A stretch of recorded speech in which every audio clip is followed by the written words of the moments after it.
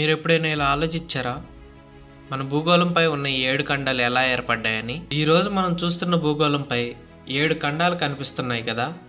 కానీ కోట్ల సంవత్సరాల క్రితం మన భూమి రూపం పూర్తిగా వేరుగా ఉండేది. ఆసియా, ఆఫ్రికా, అమెరికా వంటి ఖండాలన్నీ కలిసి ఒకే ఒక అతి పెద్ద భూఖండంగా ఉండేవి. ఆ ఖండం పేరే పంగియా. ఈ ఒక్క మహాఖండం చుట్టూ కేవలం ఒకే ఒక్క మహాసముద్రం మాత్రమే ఉండేది. అసలు ఈ పంగియా ఎలా ఏర్పడింది? ఆ తరువాత ఈరోజు మనం చూస్తున్న 7 ఖండాలు ఎలా విడిపోయాయి? ఇలాంటి ఇంట్రెస్టింగ్ టాపిక్స్ గురించి ఈరోజు మనం ఈ వీడియోలో తెలుసుకుందాం.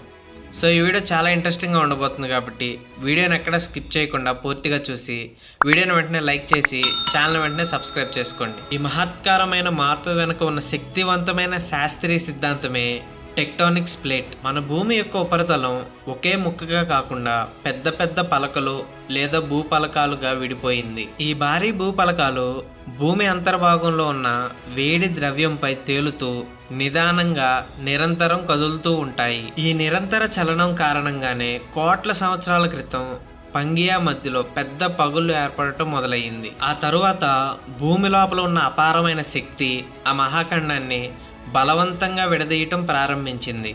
ఈ ప్రక్రియలో అగ్నిపర్వతాలు ఉద్భవించి భారీ భూకంపాలు సంభవించాయి. దాదాపు 20 కోట్ల సంవత్సరాల క్రితం భూపలకాలు కదలిక వేగవంతం అవ్వడంతో పంగియా ముక్కలు అవ్వింది. మొదట ఇది 2 పెద్ద భాగాలుగా, ఆ తర్వాత చిన్న ఖండాలుగా విడిపోయి ఒకదానికొకటి దూరంగా జరగటం మొదలుపెట్టాయి. ఖండాల మధ్య దూరం పెరుగుతున్న కొద్దీ మధ్యలో నీరు చేరి అట్లాంటిక్ మరియు హిందూ మహాసముద్రాలు వంటి కొత్త మహాసముద్రాలు ఏర్పడ్డాయి. ఈ ఖండాలు నిజంగా చీలిపోయాయి అనడానికి బలంగా రుజువులు ఉన్నాయి.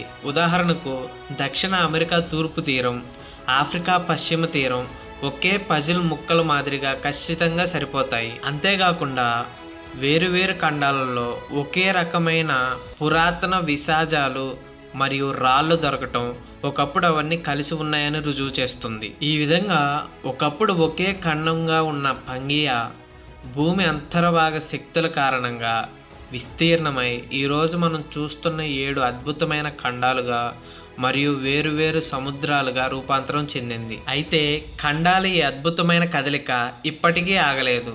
మన భూమి ఎప్పుడూ మారుతూనే ఉంటుంది. శాస్త్రవేత్తల అంచనా ప్రకారం సుదూర భవిష్యత్తులో ఈ ఖండాలు మళ్ళీ దగ్గరగా వచ్చి ఇంకో కొత్త సూపర్ కాంటినెంట్ను సృష్టించే అవకాశం ఉంది. ఈ మార్పు మన భూమి యొక్క సజీవ చరిత్రకు, నిరంతర శక్తికి నిదర్శనం. ఇంతకు ఈ వీడియోపై మీరేమనుకుంటున్నారు?